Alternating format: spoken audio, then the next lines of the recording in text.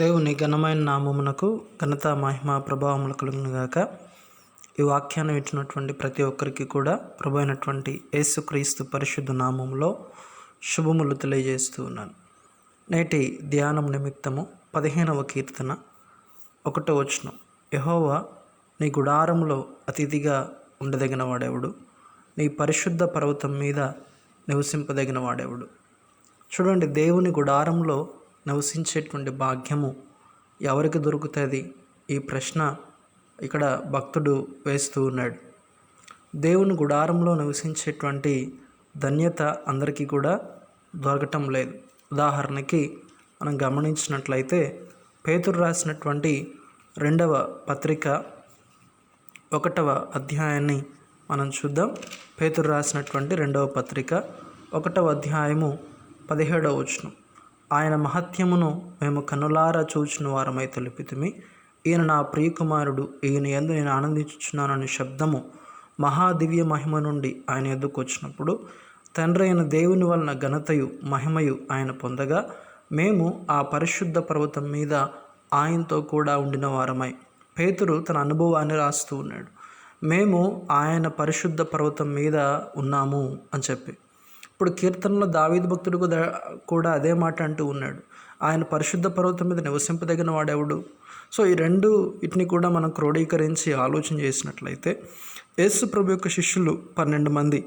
కానీ 12 మందిలో అందరూ కూడా పరిశుద్ధ పర్వతానికి ఎవరు వెళ్ళారు? మత్తయి సువార్త 17వ అధ్యాయము 1వ వచనంలో మనం గమనించినట్లయితే 6 దినములైన తర్వాత యేసు పేతురును, యాకోబును, అతని సహోదరుడైన యోహాన్ను వెంటబెట్టుకుని ఎత్తైన కొండ మీదకి ఏకాంతముగా పోయి వారి ఎదుట రూపాంతరం పొందను. కేవలం 3 మాత్రమే ఆయన వెంటబెట్టుకుని వెళ్ళాడు.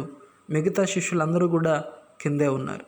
ఆ ఎత్తైనటువంటి కొండ మీద ప్రభు రూపాంతరం పొందినటువంటి అనుభవాన్ని చూసినటువంటి పేతురు తర్వాత తన పత్రికలో రాస్తూ మేము ఆయనతో కూడా ఆ పరిశుద్ధ పర్వతం మీద ఉన్నాము అంటే, ఇప్పుడు దావీదు అడిగినటువంటి ప్రశ్నకు జవాబుగా దేవుని పరిశుద్ధ పర్వతం మీద నివసించేటువంటి ధన్యత ఆ 12 మంది శిష్యుల్లో ఎవరికి లభించింది అని అంటే పేతురు, యాకోబు, యోహానుకు మాత్రమే లభించింది. మిగతా 90కి కూడా లభించలేదు.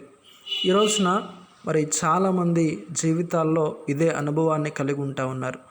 దేవుని యందలి విశ్వాసులుగా చాలామంది జీవిస్తూ ఉన్నారు.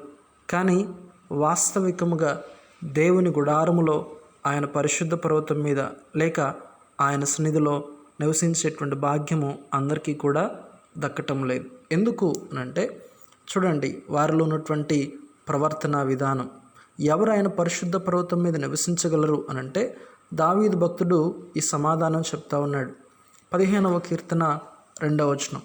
యథార్థమైన ప్రవర్తన కలిగి నీతిని అనుసరించచ్చు హృదయపూర్వకముగా నిజము పలుకువాడే. మన నోటితో మనము ఎల్లప్పుడూ కూడా నిజము చెప్పగలిగేటువంటి వారముగా మనం ఉండాలి. హృదయపూర్వకముగా అబద్ధములను మనం అసహించుకోవాలి.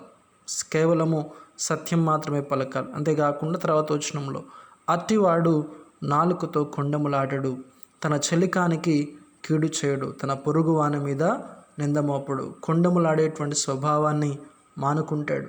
పొరుగు వాని మీద నిందమోపడు. అంతేకాకుండా అతని దృష్టికి నీచుడు, అసహ్యుడు. అతడు యెహోవా యందు భయభక్తులు గల వారిని సన్మానించును. అతడు ప్రమాణము చేయగా నష్టము కలిగినను మాట తప్పుడు. ఎవరైతే దేవుని యందు భయభక్తులు కలిగి ఉంటారో వారిని సన్మానిస్తారు. తన ద్రవ్యము వడ్డీకి ఇయ్యడు, నిరపరాధిని చెరపుటకై లాంఛము పుచ్చుకొనుడు. ఎవరైతే ఈ అనుభవాలన్నీ కూడా కలిగి ఉంటారో, యథార్థమైనటువంటి ప్రవర్తన, కొండములు చెప్పకుండా ఉన్నటువంటి అనుభవము, దేవుని యందు భయభక్తులు గల వారిని సన్మానించేటువంటి అనుభవము, ద్రవ్యము వడ్డీకి ఇవ్వకుండా ధనం మీద ఆశ లేకుండా ఉన్నటువంటి అనుభవం ఎవరైతే కలిగి ఉంటారో వారు మాత్రమే దేవుని యొక్క గుడారంలో అతిథిగా నివసించగలుగుతారు. ఇప్పుడు 12 మంది శిష్యుల్లో కేవలం 3 మాత్రమే ఆ పరిశుద్ధ పర్వతం మీద ఉన్నారు అని అంటే దానికి గల కారణం వారు దేవుడు కోరినటువంటి ఆ యథార్థమైన వారి ప్రవర్తన వారు కలిగి ఉన్నారు అని అర్థం కావచ్చు. కాబట్టి ఈ రోజున దేవుని యొక్క సన్నిధానంలో మనము కూడా నివసించాలి, ఆయనతో సహవాసం కలిగి ఉండాలి అని అంటే ఇటువంటి యథార్థమైనటువంటి ప్రవర్తన మనం కలిగి జీవిద్దాం. అటువంటి కృపను మనకు దయచేసి నడిపించునుగాక. ఆమేన్.